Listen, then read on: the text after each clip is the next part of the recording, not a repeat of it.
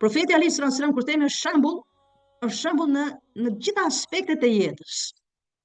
Shembull si profet, shembull në ibadet, shembull në tregti, shembull në besë, shembull në thjeshtësi, shembull në modesti, shembull se si është sjell me komshitë e vet, shembull se si është sjell edhe me jo muslimanët, shembull se si është sjell brenda 4 mureve të shtëpisë vet. Fike. Allah e di më së miri. Çdo burr, fatikisht që i ka thënë vetit burr me 2 r, jo me 1 r. Burr me 2 r-ja, jo me 1 r. Ai gjithmonë është falenderues ndaj bashkëshortes vet. Ai gjithmonë është falenderues ndaj të mirave që e bashkëshorte i bën, ndaj sakrificave që ka bërë e bashkëshorte. Dhe bën e bashkëshorte. Nuk është mirë dhe nuk është burrnore që kur je momentet më të vështira ti i thu grus tënde që ti je shumë e mirë për mua dhe shoqë që të kam. Dhe momentet që i kalon ai vështirësi ke edhe më keq për atyre burrave që bëhen mos mirënjohës ndaj ndihmës bashkëshortes vet dhe i kalon edhe kufit duke i maltretu bashkëshortet e vet. Unë do ta lidhi me diçka, gjithmonë e lidhi me jetën e Profetit alayhis salam. Profeti alayhis salam është shembull për këtë njerëzimin. Profeti alayhis salam kur themi është shembull në gjitha aspektet e jetës.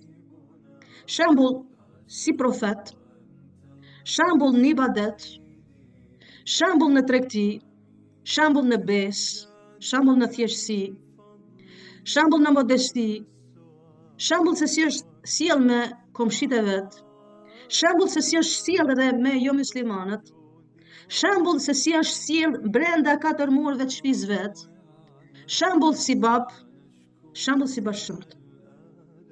Nuk ka njeri që është më shembull për këtë njerëzimin se Muhamedi sallallahu alaihi wasallam. Du ta lidh me këtë, me njohjen dhe respektin dhe dashurinë që ka pas profeti alayhis salam ndaj bashkëshortëve, veçanërisht për Hatixhen radhiyallahu anha. Du ta lidhi me këtë diçka. Në ditën që është liru Mekja, atë ditë që ka qenë gëzim për këtë besimtarët muslimanët dhe u shiru qadja prej putave, prej zotave të kotë, dhe filloi duke u madhru Allahu subhanahu xhelle xhelalu në ato momente e tregon Aisha radhiyallahu anha këtë fakt. Në atë momente profeti alayhis salam e ka pa një plak. Është afruar te ajo plaka. E ka heq mantillin e vet profeti alayhis salam dhe e ka shtruar në tokë. Dhe e ka ul atë plakën afër dhe bisedon me atë plak. Aisha radhiyallahu anha ka pyet, ka thonë ja Rasulullah, kush është? Ka thonë ajo është Khawla. Khawla kush ka qenë? Shoqja e ngushtë e Hatixhes radhiyallahu anha. Shoqja e ngushtë e Hatixhes radhiyallahu anha, gruas parë profetit alayhis salam.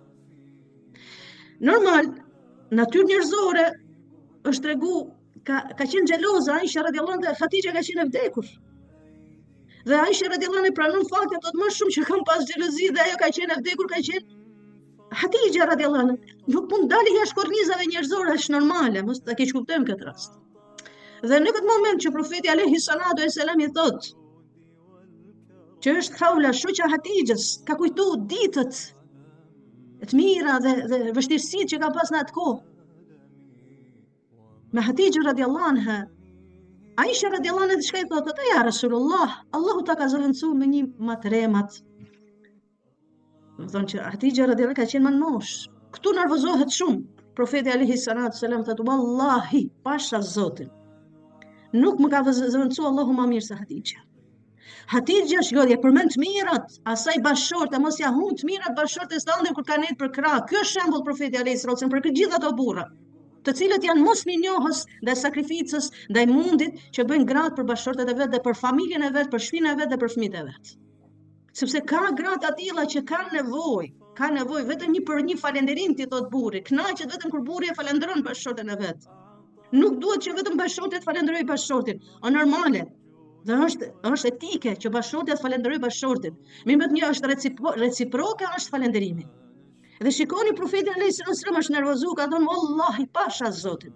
Nuk ma ka zëvendësuar Allahu më të mirë. Pse? Sepse ajo ka besu kur njerëzit më kanë mohu. Domethënë kanë një momente më të vështira. Dhe ka qenë vdek Aisha radhiyallahu anha kur ka thonë të fjalë profeti alayhis salam, nuk ja ka humb të mira që ka bën Khatija radhiyallahu anha as e vdekur. As e vdekur. Sa përqind burrave që kanë gratë e vdekura i përmendin mirësitë, sakrificat që kanë bërë ato bashkëshorte. Ka njerëz mirë, do ketë njerëz mirë, nuk ka diskutim, nuk e mohoj këtë fakt.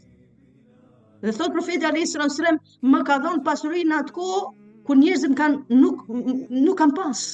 Ka dhënë pasuri për çka? Për dinin, për islamin. Jo mu pasuru profeti alayhis salam për din, për islam. I ka net moment dhe profeti alayhis salam i përmend mirat e Hatixhes radhiyallahu anha. Aisha radhiyallahu anha kur shikon që është nervozuar shumë, ka thonë ja Rasulullah, kërko falje Allahut për mua. Bëj istighfar, kërkoj Allahut falje për mua, ka thonë ja wallahi. Jo pasha Zotin. Nuk kërkoj falje për ty derisa ti të kërkosh falje për Hatixhen radhiyallahu anha. Shikoni besnikërinë. Atë dashurinë që ka pas profeti alayhis salam, ka qenë mirënjohës dhe sakrificës së Hatixhes radhiyallahu anha nuk ja ka humbur sallallahu alaihi wasallam. Dhe dini çka është më e bukur? Kur ka shkuar në Mekë, profeti alayhis salam kthy në Mekë, profeti alayhis salam nuk ka pas shtëpi, ka pas zëm shtëpi. Dhe nuk i ka largu prej shtëpisë vet, po ka thënë shifni, ka thënë më ngrini një tent. Ku ta ngrin tendën? Në cilën pjesë tokës ja Rasulullah? Cilën vend ta ngrin tendën tënde? Ka thënë më ngrini tendën afër varrit Hatixhes radhiyallahu anha.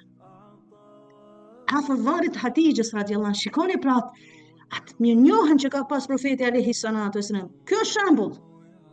A ka shembull më të mirë se ky shembull që dhash për se si ka qenë mirënjohës profeti alayhis salam ndaj bashkëshorteve veta, ndaj Hatixhes radhiyallahu anha. Po sa njerëz kemi të tillë që janë mos mirënjohës, kanë qenë fukare. Dhe u bën të pasur, dhe momentin që bëhen të pasur, fillojnë maltretimet në atë shtëpi, fillojnë ndoshta problemet në atë shtëpi, sepse e shikon veten të pasur tani dhe nuk ka nevojë për ndihmën e bashkëshortes. Ndoshta e bashkëshorta është bë sebeb që ti të kesh diçka. Ndoshta e bashkëshorta bë sebeb që shtëpia jote të ecë mirë, shtëpia jote ta ketë një tavan, një themel të mirë. Po sa bashkëshort e falenderojnë bashkëshorten vet, kur është duke ja kqyr, duke ja mbajt nanën dhe babën. Ndoshta ke burra të tillë që janë në gurbet, me muj nuk kthehen në shtëpi. Anë shtëpi kanë lënë bashkëshorten e vet me gjithë nanën dhe babën e vet i kanë lënë. Kush është duke kujdes për atë nanë dhe për atë babë? Bashkëshortja jote. A nuk e ka, nuk e meriton, a nuk e ka halal? Ajo bashkëshortja jote ti thosh një fjalë të ëmbël, ti thosh Zoti të shpërbleft. Që je duke ma pa, je duke u kujdes për nanën edhe për babën. Së ndoshta nuk e ke obligim, por njerëzillëku jot, Islami jot, ka bëjë që ti të kujdesesh për ato. Jo falenderim vesh me gojë, po nuk është as haram dhe nuk është as, domethënë diçka, si ta them, jo njerëzore, që ti të ngrehesh, që t'ja blesh një dhuratë shtrenjtë se bashkëshorte, shem falenderimin. Shem mirënjohje për atë bashkëshorte e cila është duke sakrifikuar. Jo më kot edhe shembullin me profetin alayhis salam, i cili nuk ja ka humb mirësitë të mirat që ka pas Khatixha radhiyallahu anha, sakrifica që ka sakrifikuar Khatixha radhiyallahu anha bashkë me Muhammedin sallallahu alaihi wasallam. Po edhe kur ka qenë e vdekur Khatixha radhiyallahu anha, ka kërkuar profeti alayhis salam që tendën time bëni, ngreni afër varrit Hatixhes radhiyallahu anha. A kam një njohë më të madhe se kjo? Allahu ta'ala.